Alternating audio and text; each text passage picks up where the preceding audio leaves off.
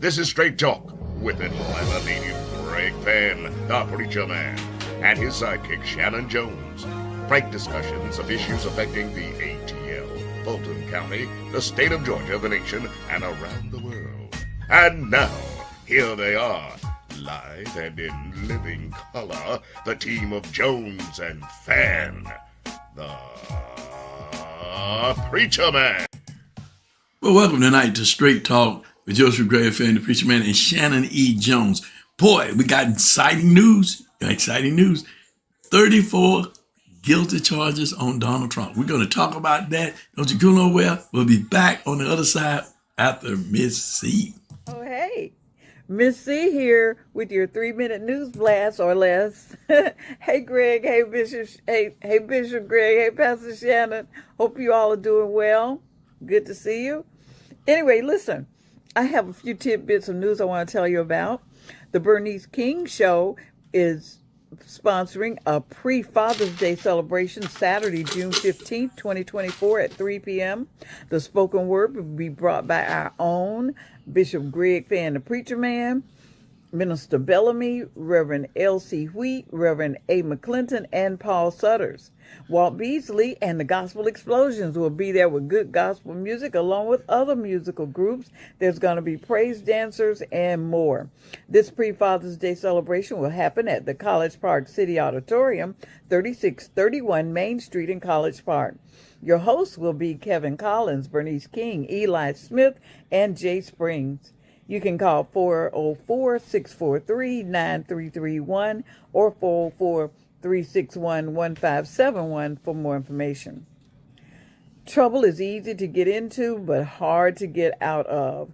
On June 22nd from 10 a.m. to 1 p.m., Charity Truth Tabernacle Church at 5069 High Point Road in Union City invites you to a Stop the Violence event. It's really going to be, they're inviting parents and young people to come and discuss how easy it is to get into trouble and how hard it is to get out. Parents have to go through a lot. When children get into trouble, they may have to mortgage their home. They may have to go into their savings to get young people out of jail. And there's a lot of emotions tied up into that. And so if we can get to the young people before it happens, it will be so much better on everybody else because, like they say, trouble is easy to get into, but hard to get out of. That's going to be June 22nd at Charity Truth Tabernacle Church, 5069 High Point Road in Union City, Georgia. That's June 22nd from 10 a.m. to 1 p.m. Now listen, there are 4 things I'd like for you to do. I'd like for you to like us. I'd like for you to subscribe to us.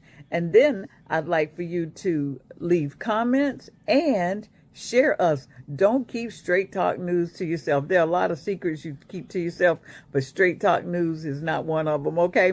And if you'd like for us to announce your event, you can email it to me at straighttalknews1362@gmail.com. And that's going to do it for Miss C this time. And listen, I got on my BTW t-shirt. We're celebrating our 100 years. Right, Greg? See you later. Bye. Well, we are back on the other side. Thank you, Miss C. I tell you that Miss C is something. We're coming up into the summer months and everything. This month is gone. We'll be in June next week. Good God, boy, where's time gone? Shannon, I have to lead with this before we start talking about this guilt of Donald Trump. People quick to forget history. I'm going to just share that. They're quick to forget history. Young people don't understand our past. That's why I talk about Joy Reid's book, Merlin Edwards, because they need to read and know our history of how we've come from slavery to the ability not to vote, to have the right to vote, and how that all came into being. And people sacrificed and gave up family time and their lives early to give people the right to vote. But I want to just, and we don't get to the verdict. I'm glad to know it. But Donald Trump is a liar. Yeah. He's a schemer. He's a professional con man. And I'm going to tell you something my grandmother told me. My grandmother told me when I was in my 20s, and I went to see her, and she said, these Republicans going to put y'all back in the soup line. Now, I didn't know nothing about the soup line because we as a generation, we certainly wasn't in no soup line. We weren't in a lunch line, but we weren't in no soup line. But let's look at what Donald Trump did to get us in this dilemma. People talking about, well, the economy's bad. For 2 years, this country was shut down because of the pandemic. 2 years. Businesses that have been in business for years shut down after the pandemic because they could not recover because of the loss of revenue those 2 years. And Donald Trump shut down the department that Barack Obama, you talked about this before, but that Barack Obama had started to deal with Ebola and those diseases and those viruses and things that was happening, right? Okay. And so he shut it down. And then when COVID-19 came and Trump knew about it, he didn't have an office set up to deal with it. He jokingly told people, inject yourself with Clorox. But when he got the virus, he got a shot, and then he got better, right? So that was a cure then. If he got the cure, then that was a cure for everybody. But millions and millions and millions of people were dying because of this man wanted to be reelected as president. And he created what is now the new soup line, because what he did was they were giving out boxes of food, vegetables and meat, and people was in lines and lines and lines waiting to get that.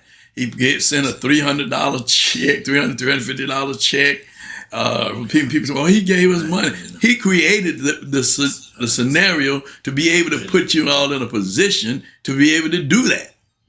You got to look at the real thing. He created that so that you would vote for him so he could be reelected, right? And even at that time, democracy was on trial. He was trying to be a dictator, a fascist dictator. And he brags about wanting to be a dictator. And then people still falling in line. Now, there's no one in history, and I'm moving to the trials now, no one in history, Eugene Carroll case, the jury's peers ruled that he raped that lady. He raped her. Here he is, a rapist, a known rapist, one who said he would do stuff like that, not in jail. But a jury found him guilty. Only relief she got from that was she was able to sue him on a civil matter to get money. And he still defaming her, so she got him back in court on suing money, getting money. All right, but that was a jury of his peers. Then now today, a jury of his peers found him guilty on 34 counts. Now these are individuals, just regular citizens. These are not people who are politicians. They're not elected into any office and don't know what their party's affiliation is. But regular people saw he was guilty of the crime that he was being indicted on, right?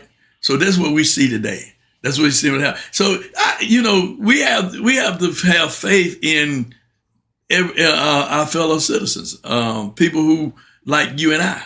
That there are people, when they see the facts, they gonna judge based on what the facts is and not what the party affiliation is. I see hope in that, Shannon. I don't know about you, but I see hope in that. Well, I do. First of all, I didn't see this coming. Okay. But I haven't seen any of this coming. My mouth has been wide open since 2016. And then when January the 6th came, I think 2 or 3 teeth fell out of my mouth. I just couldn't believe what I was looking at. And I've learned to since close my mouth because I know that we are in a place now in this country politically where it's mouth opening stuff going on every second of every second. I didn't see this coming. If they had given him one hits or so, but certainly, or I thought maybe there'd be a couple of MAGA folk that maybe got on the jury, and they would have hung the jury, and it would have been a mistrial or something. I didn't see this coming. But you said a jury of his peers, and of course it was. But he made the argument tonight that they tried to get a venue change, and he's saying that this is not a jury of his peers, that he could not win, that this was a rigged court case, and that he believed that the judge was corrupt, that the jury was rigged, and that the whole process. So he's going to argue, and that's going to be very much that's going to be his fundraising and his fund development around this as he goes for sentencing on July the 11th, which is 4 days before he stands to be nominated as the Republican nominee for the presidency. So Shannon, let me just stop you right there. Let me stop you right there. We got to dig in on that. That's the big. He tell that lie for everything that when people die, the judge is this, the jurors are this, they corrupt this and corrupt that. Everybody's corrupt. Everybody's corrupt except for him and his people. The man who testified.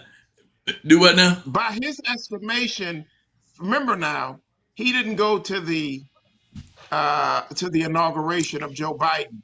Right, he did not. For many people, many people still consider him the president of the United States because they believe that the election was rigged, and they believe that even putting Joe Biden in office, that the entire process of that, which is called election, that whole process he believed was rigged. So 50%, by his estimation, 50% of the country is completely corrupt, completely rigged, anti everything that MAGA stands for. And Donald Trump is saying that I am dying so that you can live. Being crucified.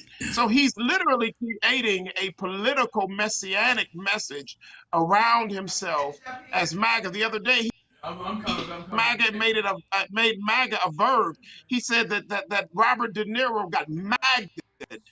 So he's literally we're still over in the United States of America. Oh man, he's not in the United States of America. He's in MAGA country. He's the president of MAGA. That's what we have to understand, and that's what Dana Brazil, the first black female, and I believe the first black person to ever lead a presidential campaign. She led Gore's campaign. She said that Donald Trump reminds her. She went back and said Reagan was a movement. She said that Obama was a movement. And then she went on to say that